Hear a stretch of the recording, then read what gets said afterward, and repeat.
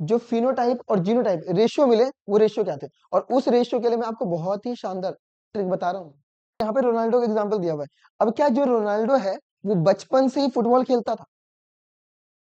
Hello प्यारे बच्चों, आज क्लास 10 साइंस की बुक से एक बहुत ही इंपॉर्टेंट चैप्टर करने जा रहे हैं जिसका नाम है हेरिडिटी। और इस वीडियो को बहुत ही शॉर्ट मतलब कि रिवीजन के तौर पे आप ले सकते हो, और इसको रिवाइज करने के बाद आपका इस चैप्टर से कोई भी डाउट नहीं रहेगा। ठीक है, तो इस वीडियो को अपने दोस्तों के साथ जरूर शेयर कर देना ताकि उनका भी भला हो पाए।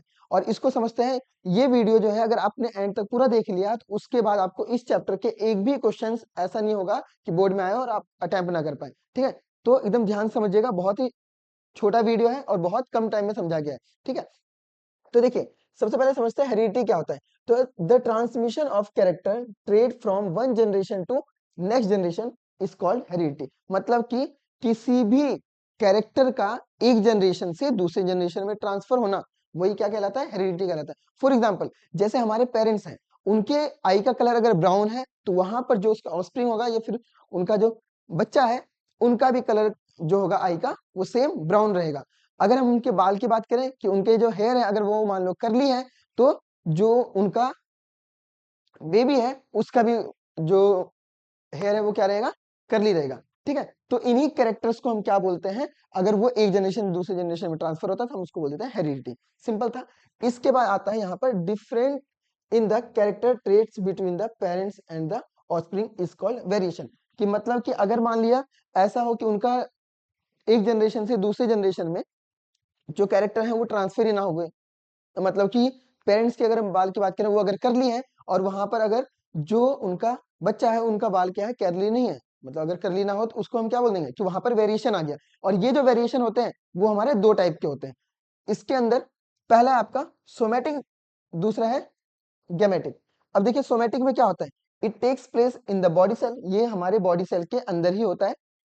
उसके बाद इट इज नाइदर इनहेरिटेड और ट्रांसमिटेड, ये ना तो इनहेरिट किया जाता है या फिर हम उसको ट्रांसफर नहीं कर सकते। अगला है it is also known as acquired, मतलब कि हम वो क्या करते हैं, एक्वायर करते हैं, अपने जीवन में खुद ही लाते हैं। अगला है एग्जाम्पल के लिए यहाँ पे लिया cutting of the tail in the dog and boring of बिना। अब देखो इसमें ये बताता है कि जो आपने देखा होगा कई डॉग हैं, अगर उनके पूंछ को काट दिया जाता है तो क्या ऐसा थोड़ी है कि जो नेक्स्ट जनरेशन आएगी उसकी पूंछ ही नहीं होगी, ऐसा नहीं होता।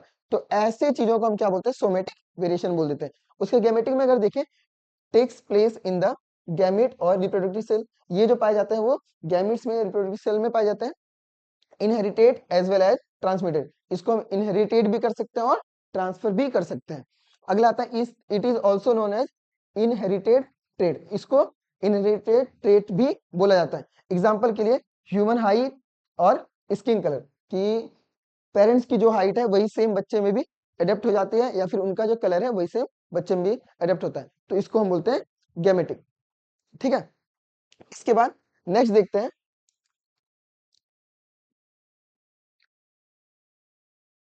हम्म, आगे आता है, इसमें ही आपके वही दो टाइप के ट्रेड्स की बात की गई है, जिसमें कि बताया जाता है यहाँ पर inherited traits, these are the traits that are inherited from the parents to the offspring. जैसे कि इसमें देखिए यहाँ पे लिखा है कि इसमें आप देख रहे हैं कि इसमें जो बच्चा है वो अपने टंग को रोल कर पा रहा है, बट वहां पर रोल नहीं कर पा रहा है। और इसमें अगर हम बात करें, जैसे कि इसमें हेयर हो गया, स्किन कलर हो गया, फिर उसके बाद आई कलर हो गया, बॉडी टाइप हो गया, ये जितने भी चीजें हैं ये सब किस में डिटरमाइन की जाती है, ये होता है हमारा इनहेरिटेड ट्रेट में। उसके बाद अगर हम एक्वायर्ड ट्रेट की बात करें तो इसमें आप जैसे देख सकते हैं यहाँ पर, हम्म, इसमें जैसे कि यहाँ पे रोनाल्डो का एग्जांपल दिया हुआ है। अब क्या जो रोनाल्डो है वो बचपन से ही फुटबॉल खेलता था? नहीं, ये उसने अपने अंदर खुद एडेप्ट किया है, बहुत हार्ड वर्किंग किया है, और उसके बाद फिर जाकर ये इस मुकाम तक पहुंचा है। तो ऐसे ट्रेड को हम क्या बोलते हैं, एक्वायर्ड, कि इसने ये खुद ही जनरेट किया है अपने आप को, मतलब इसने अपने हैबिट्स को चेंज किया, बाकी प्रैक्टिस की, जिसके बाद वो इतने बड़े प्लेयर बन पाए। ठीक है, ऐसा नहीं है कि वो जेनेटिकली वैसे थे। ठीक है, तो ऐसे को उन्होंने क्या किया, जो एक्वायर किया है, अपने अंदर डेवलप किया है, उसको हम बोलते हैं एक्वायर ट्रेड। आई होप ये आपको समझ में आ गया होगा। इसके बाद नेक्स्ट आता है यहाँ पर जो इसके अंदर बताने वाले, जो कि जिन्होंने इसके बारे में बताया था कि ये जो ट्रेड है एक जनरेशन से दूसरी जनरेशन में जो ट्रांसफर हो रहे हैं वो किस फॉर्म में हो रहे हैं, कैसे हो रहे हैं, उसके सबसे बड़ा जो योगदान जाता है वो जाता है मेंडल सर को। इन्होंने ही ये पहले साइंटिस्ट थे जिन्होंने की हेरिडिटी की बात की थी, या इनके माइंड में पहली बार ये बात आया था। और इन्होंने ये बात जो है वो एक्सप्लेन करने के लिए यहाँ पर एग्जाम्पल लिया था किसका, पी प्लांट का। अब इसमें से ही आपसे क्वेश्चन भी पूछा जाता है कि इन्होंने पी प्लांट को ही क्यों सिलेक्ट किया, बोर्ड में क्वेश्चन आता है। तो इन्होंने पी प्लांट को इसलिए सिलेक्ट किया क्योंकि पी प्लांट में बहुत सारी खासियत थी। जैसे कि अगर वो किसी ह्यूमन का एग्जाम्पल लेते तो उसमें आपको पता है कि जनरली कोई जो मनुष्य है वो 60 से 100 ईयर मान लो कि जीवित रहता है, जीवन काल अपना व्यतीत कर रहा है। तो अगर ये किसी ह्यूमन पे रिसर्च कर रहे होते तो जब तक उसकी रिसर्च करते तब तक ये खुद ही निपट चुके होते। तो इसलिए उन्होंने क्या किया है, पी प्लांट का एग्जाम्पल लिया। और उन्होंने इसका ही एग्जाम्पल क्यों लिया, तो इसके लिए यहाँ पर देखो डिफरेंट इन्होंने पॉइंट्स बताए, जिसमें कि आपका बताता है एबिलिटी ऑफ डिटेरेबल कॉन्ट्रास्टिंग कैरेक्टर, मतलब कि इसके अंदर बहुत सारे डिफरेंट डिफरेंट उनको कैरेक्टर देखने को मिले। उसके बाद इसका जो लाइफ स्पैन था वो बहुत छोटा था, बहुत कम टाइम में हम उसके अंदर रिसर्च कर सकते हैं। उसके बाद normally allow the self fertilisation, और इसके अंदर जो है वो सेल्फ फर्टिलाइजेशन भी होता है। उसके बाद large number of seed produce, और इसके अंदर जो है large number of seed produce होता है।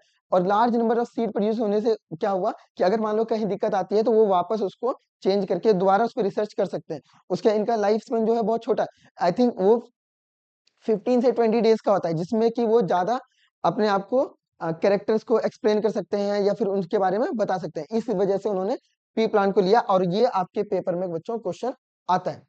ठीक है, अब इसमें कैरेक्टर की बात करें कि उन्होंने क्या क्या कैरेक्टर लिए थे, तो यहाँ पर इसके कैरेक्टर्स हैं, ये भी आपके एग्जाम में पूछ लेता है कि उन्होंने कौन कौन से कैरेक्टर लिए, जिसमें कि उन्होंने फ्लावर कलर लिया, फ्लावर की पोजीशन ली, सीड कलर लिया, सीड का शेप लिया, फिर पोड शेप लिया, पोड कलर लिया, और हाइट ऑफ प्लांट कि प्लांट की हाइट क्या है। इसके बाद इसमें देखो एक वर्ड आता है डोमिनेंट ट्रेट और एक आता है रिसेसिव ट्रेट। अब ये समझते हैं डोमिनेंट ट्रेट और रिसेसिव ट्रेट क्या होता है। तो डोमिनेंट ट्रेट वो होता है जो अपने कैरेक्टर को क्या करता है, एक्सप्रेस करता है, उसको हम बोलते हैं डोमिनेंट ट्रेट। और जो अपने कैरेक्टर को एक्सप्रेस ना कर पाए उसको हम बोलते हैं रिसेसिव ट्रेट। फॉर एग्जाम्पल, अगर आपके घर में अब दो भाई है, ठीक है, उसमें से जो बड़ा वाला भाई है वो अपने कैरेक्टर को ज्यादा दिखाता है, मतलब कि वो बताता है कि हाँ मैं बड़ा हूं। और किसी कोई भी घर में चीज आती है, फिर मान लो सामान आता है, उसमें पहले उनको मिलता है या फिर पहले वो लेते हैं। तो वो क्यों ऐसा हो पाता है, क्योंकि वो वहां पर डोमिनेंट है, वो अपनी डोमिनेंसी को दिखाते हैं। तो ऐसे ट्रेड जो अपने आप को एक्सप्रेस कर सकता है उसको हम बोलते हैं डोमिनेंट ट्रेड, और जो एक्सप्रेस नहीं कर सकता उसको बोलते हैं रिसेसिव ट्रेड। आप आगे देखोगे इसको हम वहां पर जो डोमिनेंट कैरेक्टर होता है या ट्रेड होता है उसको हम लोग कैपिटल लेटर से रिप्रेजेंट करते हैं, और जो रिसेसिव होता है उसको स्मॉल लेटर से।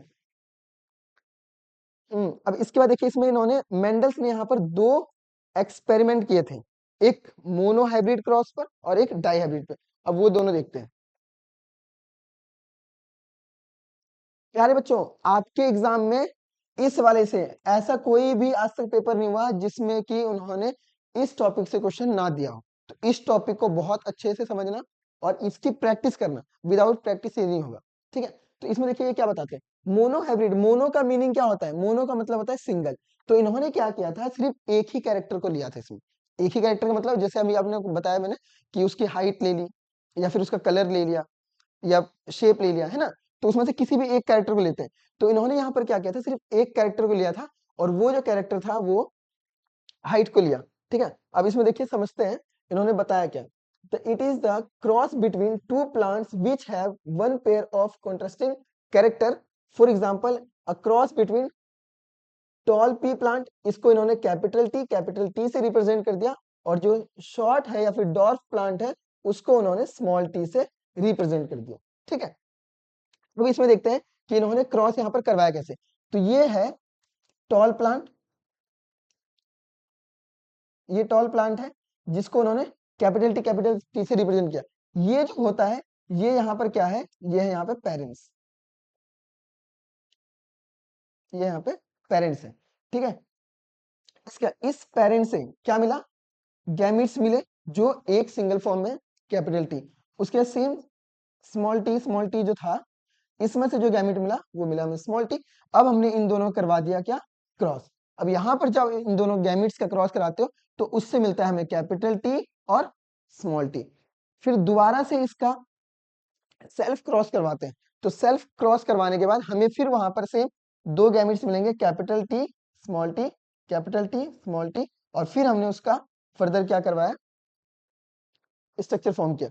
ये जो है इसको हम लोग बोलते हैं F1 जनरेशन। ये जो हमारा है वो F1 जनरेशन है, जिसमें हमने देखा दो टाइप के रेशियो होते हैं, एक जीनोटाइप होता है, एक फिनोटाइप होता है। तो इसके अंदर आप अगर आप जेनेटिकली देखोगे तो वहां पे all R T and small T.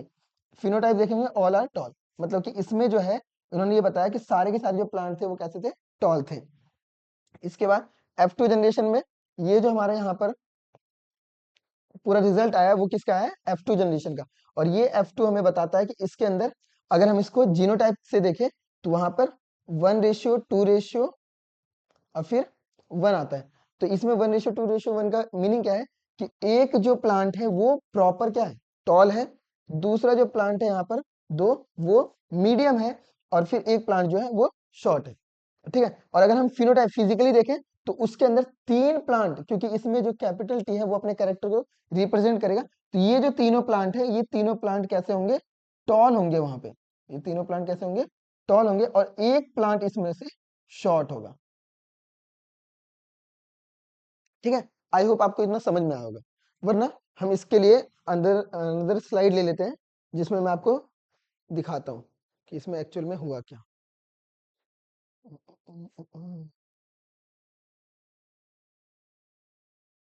हाँ, यहाँ पर हम समझते हैं कि यहाँ पर देखिए क्या हुआ। सबसे पहले इन्होंने कैरेक्टर लिया कैपिटल टी, और इधर ले लिया स्मॉल टी और स्मॉल टी। इससे हमें जो गैमेट्स मिले वो मिले कैपिटल टी, और इससे जो हमें गैमेट्स मिला वो मिला स्मॉल टी।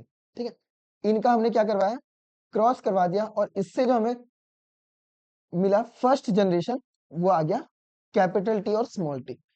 इसको बोल देंगे बच्चों गैमेट्स। ये जो है वो हो जाएंगे पेरेंट्स, और ये आ जाएगा हमारा F1 जनरेशन। ठीक है। इस F1 जनरेशन से फिर लेते हैं, इसका हम करवाते हैं सेल्फ क्रॉस। ठीक है। इस सेल्फ क्रॉस को करवाने के बाद यहां से हमें जो है देखो कुछ इस प्रकार का स्ट्रक्चर मिलेगा। अब इसमें से ये दोनों के बीच में सेल्फ क्रॉस जब हम करवा रहे हैं तो इससे क्या होगा, इससे दो गैमेट्स मिलेंगे कैपिटल टी और स्मॉल टी, इससे भी दो गैमेट्स मिलेंगे capital T, capital T and small T. अब हम क्या करते हैं कि इनका भी फर्दर क्रॉस करवाते हैं। इसमें आप क्रॉस करवाते हो तो यहाँ पे देखो capital T capital T capital T capital T, फिर इसको इससे करवाते हैं। इसमें से भी देखिए यहाँ पर स्मॉल टी और यहाँ पर कैपिटल टी है, बट हमें पहले लिखना होता है डोमिनेंट को, तो हम यहाँ लिखेंगे capital T and small T, और फिर इसको इसके साथ करवा देते हैं तो ये स्मॉल टी और स्मॉल टी मिलता है। यहाँ पे देखिए इस टेबल को फॉर्म करते हैं जिसमें कि हमें यहाँ पर गैमेट्स मिल जाएंगे, और ये गैमेट्स जो हैं वो कैपिटल टी और small T, capital T small T. अब फिर इसका क्रॉस करवा देते हैं, तो यहाँ से capital T capital T capital T small T capital T small T, और फिर स्मॉल टी और स्मॉल टी। इसमें बस आपको ये ध्यान रखना है कि हम हमेशा जो डोमिनेंट ट्रेट होता है उसको हम पहले लिखते हैं। तो यहाँ पे आप देख रहे हो, इसमें तो चलो कोई डाउट ही नहीं है, बट इन दोनों में से देखते हैं तो ये यहाँ पर डोमिनेंट है बच्चों, और ये यहाँ पर रिसेसिव है, तो डोमिनेंट ट्रेट को हम पहले लिखते हैं।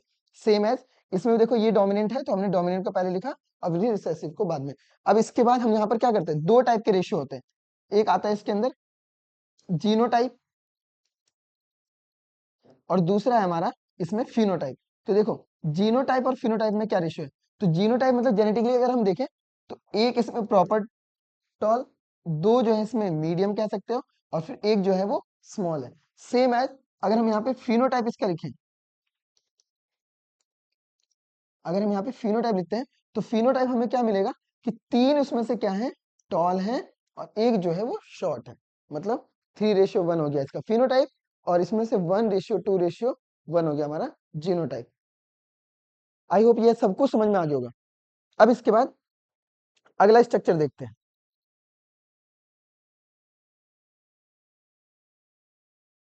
इसके बाद मोनो हाइब्रिड क्रॉस हो गया, जिसमें आपको यहाँ पर एक बार फिर से देख लो, कैरेक्टर की अगर हम बात करें, क्लीन कर देता हूँ, हाँ ये देखिए कैरेक्टर की अगर हम बात करें तो यहाँ पर इन्होंने फिर से समझा रहा हूँ कि इसके अंदर क्या किया, पहले पेरेंट्स आए, कैपिटल टी स्मॉल टी, इसमें से गैमेट्स मिल गया कैपिटल टी, इसमें से हमें वापस गैमेट मिला स्मॉल टी, फिर उनका क्रॉस करवा दिया, जो फर्स्ट जनरेशन आई जिसमें हमें प्रॉपर जो प्लांट है वो टॉल था। उसके बाद इसका सेकंड जनरेशन के लिए इन्हीं को क्या करवाते हैं, फर्स्ट जनरेशन का क्रॉस करवा देते हैं, सेल्फ क्रॉस करवाते हैं। तो इसमें हम ये देखते हैं कि उसमें से हमें दो गैमेट मिले, कैपिटल टी और स्मॉल टी, फिर कैपिटल टी स्मॉल टी, और फिर हमने यहाँ पर इसका सेकंड जनरेशन ले लिया, जिसका हमें रेशियो फिनोटाइप ये देखने को मिला और जीनोटाइप ये देखने को मिला। इसके बाद अगला यहाँ पर हम क्रॉस लेते हैं, हाँ देखिए, अब इसके बाद मोनो हाइब्रिड समझने के बाद अब हम समझते हैं अगला डाई हाइब्रिड क्रॉस। तो देखिए डाई हाइब्रिड क्रॉस के लिए उन्होंने क्या किया था, यहाँ पर डाई का मतलब क्या होता है प्यारे बच्चों, डाई का मतलब होता है यहाँ पर टू। तो उन्होंने इसमें क्या किया था कि दो कैरेक्टर लिए थे, ठीक है। अब वो दो कैरेक्टर कौन कौन से थे, तो उन्होंने एक पहला लिया कैरेक्टर कि जो सीड है, सीड का कलर क्या है, और उसके बाद सीड का शेप क्या है। तो उन्होंने दो चीजें ली, जिसमें राउंड पहले लिया और फिर रिंकल लिया, कि मतलब जो शीट का शेप है वो राउंड है प्रॉपर, और एक दूसरा जो है वो रिंकल है, मुरझाया हुआ है, ठीक है। उसके बाद एक येलो कलर का शीट लिया और एक ग्रीन कलर का लिया, येलो वाले को कैपिटल से रिप्रेजेंट कर दिया और जो स्मॉल वाला था उसको ग्रीन से, या फिर ग्रीन वाले को स्मॉल लेटर से रिप्रेजेंट किया। अब इसमें देखिए इनका क्रॉस देखते हैं, तो यहाँ सबसे पहले अगर हम देखें तो ये पेरेंट्स हो गए, इस पेरेंट से जो गैमेट मिला वो कैपिटल आर और कैपिटल वाई, ये सेकंड, इसमें से जो हमें गैमेट मिला वो स्मॉल आर और स्मॉल वाई मिलता है। फिर इनका हम करवाते हैं क्रॉस, इनका क्रॉस करवाने हमें यहाँ पे मिलता है capital R capital Y small Y. इसका मीनिंग क्या हुआ कि ये जो हमें F1 में जो कैरेक्टर देखने को मिले वो कैसे कैरेक्टर थे, राउंड और येलो थे, ठीक है। अब इसके बाद इसी का हम क्या करवाते हैं, सेल्फ क्रॉस करवाते हैं। तो यहाँ पर सेल्फ क्रॉस कराया है, तो आप देखिए इसका अगर सेल्फ क्रॉस कराएंगे तो इसमें से हमें कैरेक्टर पहले मिला capital Y capital R small R capital Y और स्मॉल आर स्मॉल वाई, ठीक है। सेम इसमें हमने देखिए सेल्फिंग करवाई थी, मतलब इसी को इसी के साथ क्रॉस, तो ये पहला वाला, ये दूसरा वाला। अब इसको जब हमने इसके हमने गैमेट्स देखे तो ये हमें 4 मिले, वैसे सिमिलर इसके भी हमें गैमेट्स कितने मिलेंगे, 4 मिलेंगे। और उन चारों को देखिए, एक के 4 को यहाँ पे रिप्रेजेंट कर दिया और दूसरे के 4 को यहाँ। अब इनका क्रॉस समझते हैं क्या है, तो देखिए इसमें भी हमें वही सेम बात ध्यान रखनी है कि जो डोमिनेंट कैरेक्टर है वो हम पहले लिखेंगे, रिसेसिव वाले को बाद में। तो यहाँ पर कैपिटल आर कैपिटल वाई है, यहाँ पर भी कैपिटल आर कैपिटल वाई, तो यहाँ पर capital R capital Y capital R capital Y same. फिर इसको हमने इसके साथ क्रॉस कराया, तो यहाँ पर देखिए डोमिनेंट पहले कैपिटल आर, फिर रिसेसिव स्मॉल आर, फिर कैपिटल वाई, फिर इसमें थर्ड में देखें तो कैपिटल आर कैपिटल वाई और स्मॉल वाई। इसी प्रकार उन्होंने यहाँ पर इसका क्या किया, क्रॉस कराया, और ये आप एक बार प्रैक्टिस करेंगे आपको ये आ जाएगा। अब इसमें हम समझते हैं कि इनका जो इन्होंने यहाँ पर क्रॉस करवाया तो उसमें इनको जो फिनोटाइप और जीनोटाइप रेशियो मिले वो रेशियो क्या थे, और उस रेशियो के लिए मैं आपको बहुत ही शानदार ट्रिक बता रहा हूँ, ठीक है, वो बताऊंगा, पहले समझ लीजिए उसके बाद, ठीक है। अब देखिए इसमें समझते हैं, तो इन्होंने सबसे पहले हम यहाँ पे फिनोटाइप रेशियो लिखते हैं, फिनोटिपिक रेशियो, ठीक है। अगर हम फिनोटिपिक रेशियो की बात करें तो इनका रेशियो देखिए क्या आएगा, तो इसमें आप ये देख सकते हैं कि यहाँ पर आपका ये 4 ये 4 और ये 4, मतलब कि 1 2 3 4 5 6 7 और 8 और ये 9, ये 9 वो हैं जो कैसे हैं, राउंड और येलो हैं। तो यहां लिख देते हैं राउंड और येलो के लिए 9। उसके बाद अगला देखते हैं जिसमें कि स्मॉल आर और फिर यहाँ पर कैपिटल वाई, सेम ये भी और सेम ये भी। तो ये देखिए एक, ये दो और ये तीन, ये तीन कैसे हैं, जिनके कैरेक्टर क्या है, रिंकल और येलो है। इसके बाद अगला देखिए, तो यहाँ पर अगला कैरेक्टर हम देखते हैं जिसमें कि आपको राउंड और ग्रीन दिख रहा होगा, सेम राउंड ग्रीन और ये भी राउंड ग्रीन, तो ये भी 3 सिमिलर है, तो यहाँ पे लिख दिया हमने फर्दर 3। और लास्ट एक बच गया हमारा जो है रिंकल और येलो, तो उसको हम लिख देते हैं इसका रेशियो 1। ठीक है, तो जो इसका फिनोटिपिक रेशियो आता है वो आता है 9:3:3:1। ठीक है, इसी जैसा अब हम समझते हैं यहाँ पर जीनोटिपिक रेशियो क्या होता है। और जीनोटिपिक में ना बहुत मुश्किल होती है, कैसे देखें, तो उसके लिए भी आपको मैं ट्रिक बताता हूँ। देखिए, इसका सिंपल ट्रिक है, पहले यहाँ पे लिख लेते हैं हम जीनोटिपिक। जीनोटिपिक रेशियो, ठीक है। अब देखिए जीनोटिपिक इसका रेशियो क्या होगा, तो जीनोटिपिक, एक मिनट, इसमें यहाँ पर रेशियो गलत हो गया है।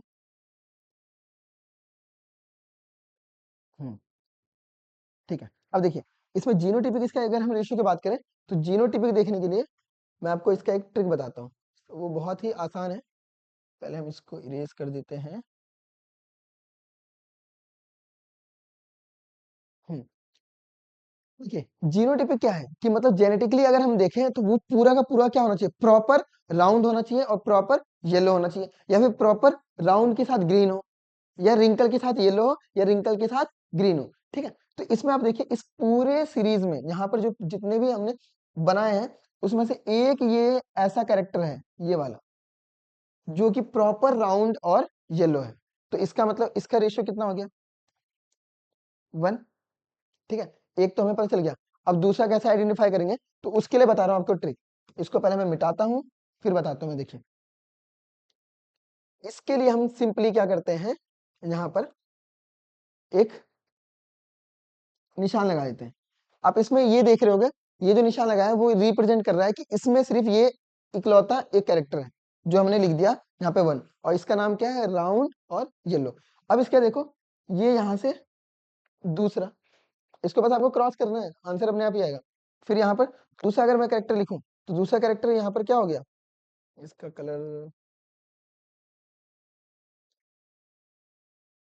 देखिए ये अगर हम लिखे तो ये कितना हो जाएगा यहाँ पर 2। फिर अगले कैरेक्टर पे अगर हम पहुंचे, देखिए इसका character capital R capital R capital Y और स्मॉल वाई, फिर ये भी सेम, ये दोनों, फिर लिख देते हैं यहाँ पे 2, इससे लिख देते हैं 2। फिर इसके बाद नेक्स्ट जो आता है वो आता है, देखिए ये 4 जो कि सिमिलर होंगे, तो फिर यहाँ पे अगला कैरेक्टर क्या लिखेंगे, अगला रेशियो आ गया यहाँ पर 4। और इसको आप ऐसे भी याद कर सकते हो कि ये जो 9 है, उस 9 को हमें ब्रेक डाउन ऐसे करना है कि वो इसमें जाकर टूट जाए। तो देखो इनका भी एडिशन कितना होगा, 9 होगा।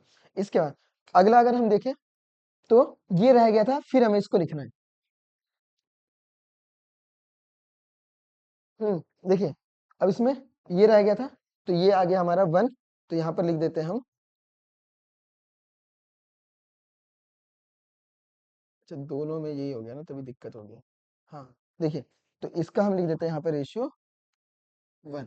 उसके बाद अगला एक ये और एक ये, फिर आएगा यहाँ पर रेशियो 2। फिर इसके बाद अगर हम देखें तो कौन सा रह गया, ये रह गया, तो इसको फिर यहाँ लिखते हैं रेशियो 1। फिर ये दोनों, फिर आ गया यहाँ पर रेशियो 2, फिर लिखते हैं लास्ट वन 1। अब इसमें आप देख सकते हो जैसे हमने इसको यहाँ पर डिस्ट्रीब्यूट किया था इन तीनों को, चारों को मतलब 9 में, तो ये टूट गया। वैसे ही सेम अगर 3 को भी आप देखो, तो ये एडिशन इनका कितना है, 3, और फिर इन दोनों का एडिशन कितना है, 3, और इसका 1, मतलब यहाँ से भी हमें मिल रहा है क्या, 9:3 और फिर 3 और फिर 1। तो इसको आप ऐसे समझ सकते हो। वापस एक बार समझाता हूँ, इसमें हमने क्या किया, दो कैरेक्टर लिए, उसका हमने क्या किया, पहले गैमेट ले लिया, तो हमें कैपिटल आर और फिर कैपिटल वाई मिला। सेम यहाँ से स्मॉल आर और स्मॉल वाई, फिर इनका हमने क्रॉस करवाया, इनका क्रॉस करवाने के बाद इनके फिर हमने गैमेट्स लिए, और उनके गैमेट्स लेने के बाद फिर हमने यहाँ पर ये टेबल बना दिया। और इसके लिए मैंने आपको बताया कि जो हम पहले जीनोटाइप लिखेंगे उसके लिए आपको ट्रायंगल बना देना है, और जब आप इसका, सॉरी, जब जीनोटाइप लिखेंगे तो हम इसको लाइन से रिप्रेजेंट कर देंगे, और जब फिनोटाइप लिखते हैं तो हम उसमें क्या करते हैं, ट्रायंगल बना देते हैं। आई थिंक ये सबको समझ में आ गया होगा। ठीक है, अब इसके बाद नेक्स्ट टॉपिक जो हमारा रहता है वो है इसका जो लास्ट टॉपिक बचता है वो है हमारा सेक्स डिटर्मिनेशन। तो ये देखते हैं कि किसी भी बच्चे का जो सेक्स डिटरमाइन होता है वो कैसे होता है। ठीक है, तो इसमें जनरली क्या होता है, जो ह्यूमन बॉडी में क्रोमोसोम पाए जाते हैं वो 23 के पेयर में होता है, जिसमें से कि 22 वो होते हैं जो ऑटोसोम्स होते हैं, और एक क्रोमोसोम होता है जो सेक्स क्रोमोसोम होता है, जो डिटरमाइन करता है बच्चे का सेक्स क्या होगा, मतलब मेल होगा या फिर फीमेल होगा। तो इसके लिए देखते हैं, यहाँ पर जनरली जो फीमेल में क्रोमोसोम होते हैं वो एक्स एक्स के फॉर्म में होते हैं, और मेल में एक्स और वाई के फॉर्म में। इसमें से जो हमें गैमीट मिलता है वो एक्स मिल जाता है, और जो मेल में से गैमीट्स मिलते हैं वो दो गैमीट होते हैं, एक्स और वाई। अब इनका क्या करवाएंगे, क्रॉस करवाएंगे। तो इसमें गैमीट्स का हम जो क्रॉस कराते हैं, अगर वहां से इस एक्स ने इस एक्स के साथ क्रॉस किया तो उसमें हमें फीमेल मिलेंगी, और अगर इस एक्स को इस वाई के साथ कराया तो हमें मेल मिलेंगे। इसका मतलब क्या है कि कोई भी बेबी जो दुनिया में आने वाला है उसके जो चांसेस होते हैं वो 50% चांस होते हैं फीमेल हो सकती है, या 50% चांस होते हैं मेल हो सकता है। अब यहां से क्वेश्चन पूछा जाता है कि किसी भी बच्चे का सेक्स डिटरमाइन करने के लिए जो रिस्पॉन्सिबल है वो कौन है, फादर है या मदर है। तो उसके लिए कौन होता है, हमारा फादर होता है। ठीक है, इनसे हम वहां बता सकते हैं कि अगर वहां पे एक्स क्रोमोसोम मिला तो लड़की है, अगर वाई क्रोमोसोम मिला तो लड़का है। ठीक है, आई होप आपको ये वीडियो समझ में आई होगी, और अगर बच्चों ये समझ में आया होगा तो प्लीज इसको शेयर कीजिए जितना हो सके, ताकि जो कम टाइम में है, अभी बोर्ड के एग्जाम्स आने वाले हैं आपके 15 फेब से, और आपका 20 फेब को ही साइंस का पेपर है। ठीक है, तो इसको मैक्सिमम बच्चों तक शेयर कीजिए ताकि उनका भी भला हो सके, और इसको बहुत ही सरल रूप में हमने यहाँ पर समझाने की कोशिश की है।